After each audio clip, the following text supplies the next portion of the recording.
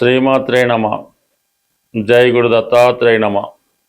ఈ వీడియోలో మనం కర్కాటక రాశి వారికి జూలై 27 నుంచి డిసెంబర్ 11 మధ్యలో సుమారు 138 రోజుల పాటు వక్రగమనంలో ఉన్నటువంటి శని భగవానుడు మరి కర్కాటక రాశి వారి మీద ఎటువంటి ప్రభావాన్ని చూపిస్తున్నాడు అని మనం పరిశోధించినప్పుడు ప్రస్తుతం శని రాశి వారికి 9వ స్థానంలో సంచరిస్తున్నాడు, మీనరాశిలో సంచరిస్తున్నాడు.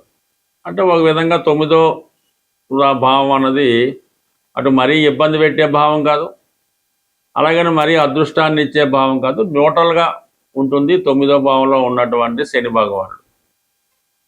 అయితే వీళ్ళకి ఇప్పుడు ఏమైందంటే ఈ వక్రగమనం పొందడం వల్ల మరి శని సర్వస్వతంత్రుడై తన వెనక భావమైనటువంటి అష్టమ భావం మీద కూడా తన ప్రభావాన్ని చూపబోతున్నాడు.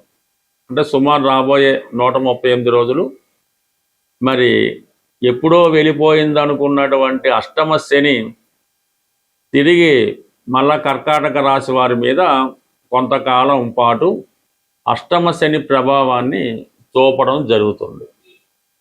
అయితే ఆల్రెడీ అక్కడ శనితో సమానుడైనటువంటి రాహు ఆల్రెడీ అష్టమ భావంలో ఉండి మీ పైన కొన్ని అపవాదులు అపనిందలు ఇవన్నీ జరుగుతూ ఉంటాయి.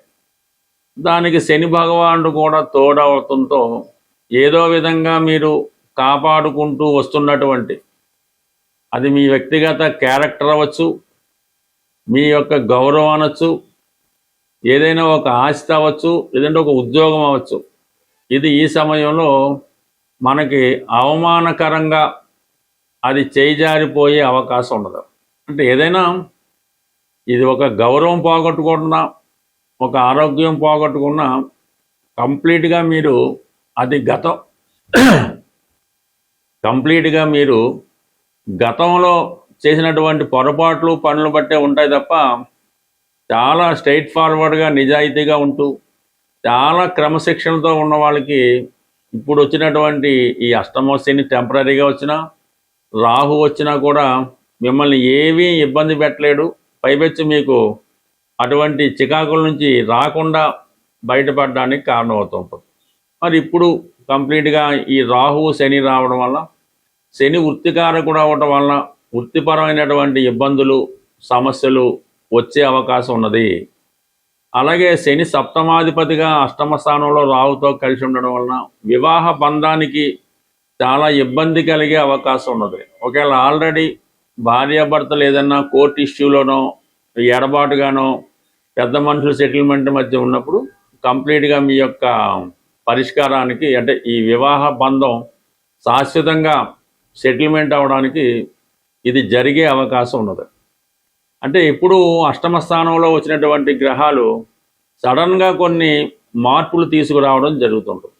అవి పాపగ్రహాలైనప్పుడు మన మీద పాప ఫలితాన్ని, దురదృష్టాన్ని, దుఃఖాన్ని కలిగిస్తుంటాయి. అలాగే శుభగ్రహాలు అష్టమ స్థానంలోకి వచ్చినప్పుడు మంచి ఫలితాన్ని సడన్గా ఇవ్వడం జరుగుతుంటుంది. ఏదైనా ఈ శని భగవానుడు ఏదో ముళ్ళుతోనే తీయాలన్నటువంటి సామెత విధంగా మీ యొక్క కష్టాన్ని మరింత కష్టపెట్టి అంటే దుఃఖాన్ని దుఃఖంతోనే పోగొట్టడం జరుగుతూ ఉంటుంది.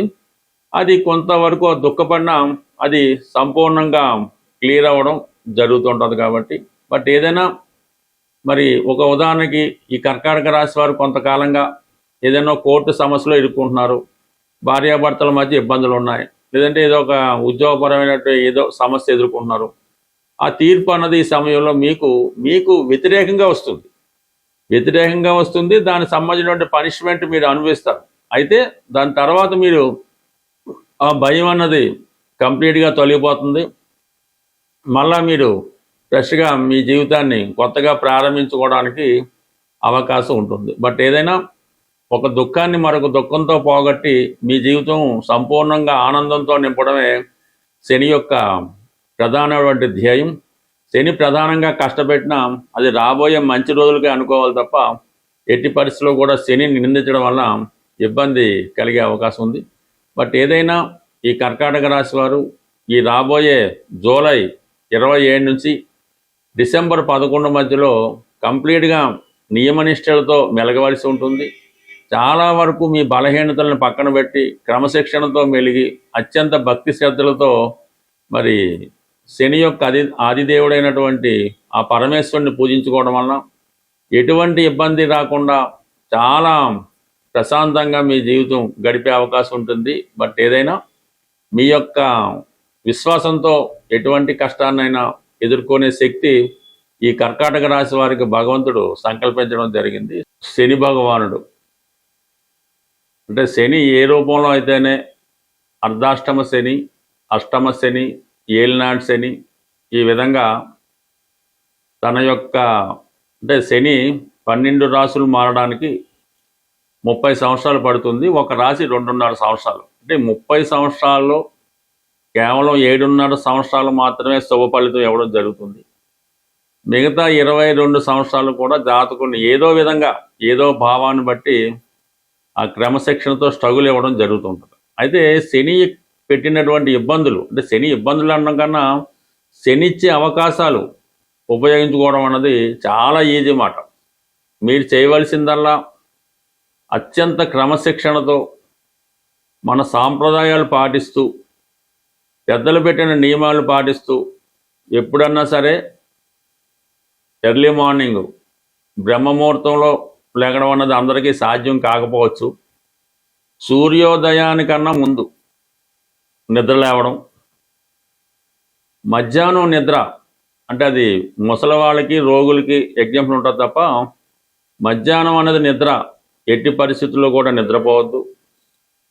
ఈ విధంగా ముందు ఈ క్రమశిక్షణ పాటించడం, ప్రతిరోజు కూడా మీ యొక్క కుల ఆచార ప్రకారం దైవనామ స్మరణ చేసుకోవడం, కుటుంబంలో పెద్దల్ని గౌరవించడం. అంటే మెయిన్గా శని యొక్క మీకు ఎంత ఇబ్బంది పడి జన్మశని అయినా అవనవండి, అప్పుడు మీరు ఏం చేయాలంటే అనాథ శరణాలయంలో ఉన్నటువంటి వృద్ధులు, ఇప్పుడు చాలామంది అక్కడ చేయించేస్తున్నారు కదా, అక్కడ ఉన్నటువంటి వృద్ధుల్ని అంటే సేవించడం అంటే పూర్వంలాగా ఏమి కాళ్ళు నొక్కడం అదేం చేయక్కర్లేదు. మీరు వాళ్ళకి అడిగి మీకు ఏంటి బాబు అవసరం, మీకు ఏమైనా బిస్కెట్లు కావాలా, లేదంటే ఎన్నో మంచీలు తాగుతారా, లేదంటే ఎన్నో మందులు తెచ్చి పెట్టాలా, అంటే వాళ్ళకి ఏదైనా ఇలాంటి సేవ చేయడం మీకు ఇష్టమైతే వాళ్ళు ఫిజికల్గా కూడా సేవ చేయొచ్చు. ఈ అంటే మరి ఈ సత్యసాయిబాబా ఉన్నప్పుడు ఈ నారాయణ సేవ అని వాళ్ళు ఈ బాబా డెవోటీసు ప్రతి వారం ఈ నారాయణ సేవని చేస్తుండేవారు ఈ సత్యసాయిబాబా డెవోటీస్ వాళ్ళు. సో అది కూడా వాళ్ళకి అంటే బాబా వారు ఆ విధంగా వాళ్ళతో చేయించి వారి యొక్క శనిని యాక్టివేట్ చేయించి వాళ్ళకి మంచి మార్గంలో నడపడానికి అవకాశం ఇస్తుండేవారు ఆయన బాబా గారు. సో అలాగే రోగులు ఎవరైతే హాస్పిటల్లో రోగులు ఉంటారో ఆ రోగులకి సేవ చేయడం వల్ల మీరు మరణం లాంటి గండాన్నన్నా బయటపడే అవకాశం ఉంటుంది. అంటే ఆ మరణాన్ని నుంచి కూడా బయటపడవచ్చు. అంటే మీరు హాస్పిటల్లో చేరే అవకాశం ఉంది, మీరు హాస్పిటల్లోకి వెళ్ళి అక్కడ రోగులు సేవ చేయడం వల్ల అది ఆ విధంగా న్యూట్రల్ అవుతుంది. ఇది మాస్టర్ ఈకే గారు ఇటువంటి రెమెడీస్ వారి యొక్క భక్తులతో చేయించి వారి యొక్క దీర్ఘ రోగాలను కూడా ఆయన తగ్గిస్తూ ఉండేవారు. అంటే ఏదైనా శని సేవ చేయడం అది ఎవరైతే తన పనులు తాను చేసుకోలేరో వృద్ధులో బలహీనతో వాళ్ళకి చేయాలి తప్ప బాగా ఆరోగ్యంలో ఉన్నవాడికి మీరు ఎంత సేవ చేసినా పెద్దగా ఉపయోగం లేదు. పైపెచ్చి అది మీకు ఇంకో విధంగా ఇబ్బంది పడే అవకాశం ఉంటుంది. కాబట్టి ఈ నియమాలు మీరు అంటే బయట వారికి సేవ చేయడం, బయట వారికి భోజనం పెట్టడం కాకుండా మీ ఇంట్లో ఉన్నటువంటి మీ తల్లిదండ్రులకో తాతగారికో అమ్మమ్మలకో నాన్నలకో వారికి ముందు సేవ చేయవలసి ఉంటుంది. వాళ్ళ గురించి పట్టించుకోకుండా ఏదో వేరే వాళ్ళకి సేవ చేయడం, వాళ్ళకి మంచి చెడ్డలు చూడడం అది మీకు మరింత పాపాన్ని మూటగడుతూ ఉంటుంది. ముందు మీ ఇంట్లో ఉన్నటువంటి వృద్ధులకు ఎటువంటి కష్టం రాకుండా చూడటం, వారికి ఏదైనా అవసరం వచ్చినప్పుడు ఆత్మీయంగా వాళ్ళని పలకరించడం, అవసరమైతే వాళ్ళకి ఫిజికల్గా సేవ చేయడం, వాళ్ళ అవసరాలకి మంచి దుప్పటం, మంచి పడక ఏర్పాటు చేయడం, శుభ్రమైన ఆహారం పెట్టడం, వాళ్ళు పడుకునేలాగా మంచి పడక ఏర్పాటు చేయడం, వాళ్ళకు రూమ్ ఏర్పాటు చేయడం,